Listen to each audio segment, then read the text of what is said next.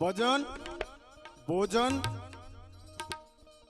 અને એવા પરમ પૂજ્ય પરમ વંદનીય વિશાલદાસજી બાપુ જેવા વક્તા મળ્યા છે ત્યારે એને સાંભળવાને ઈ એક જીવનનો લાવો છે હો.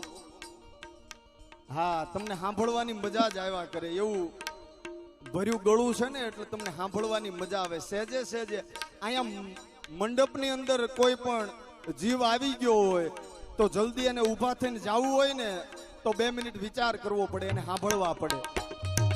હા, કારણ કે એ પરંપરા એવી છે. આમ તો પુરુષોત્તમ ચરણદાસ બાપુ છે ને, દેવગાણાની ધરતી થોડીક બાવલિયાની યાદી કરાવું. ગુરુ પૂર્ણિમાનું ટાણું અને ભાવનગરનો માળી સમાજ છે ને, એ પુરુષોત્તમ ચરણદાસ બાપુને ગુરુ તરીકે માને છે. એટલે નક્કી કર્યું કે આપણે બાપુના દર્શન કરવા માટે જવું. ગુરુ પૂર્ણિમા હોય એટલે ગુરુનું પૂજન કરવું ઘટે.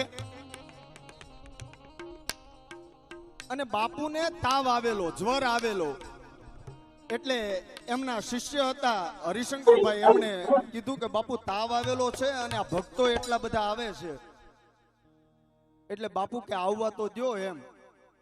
એટલે ઓરડામાં બેઠા હતા અને અહીંયા બરોબર 12 ભક્તોની મંડળી જામી.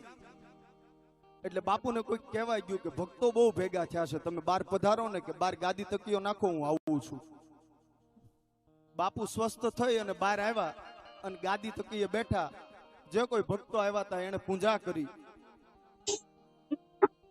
પણ જે ઓરડામાંથી બાપુ બહાર આવ્યા અને જે ગોદડી ઓઢી હતી, એ ગોદડી આખી પડી પડી ધ્રુજે. ભાઈ કોકે પૂછ્યું કે આ કેમ ગોદડી ધ્રુજે છે?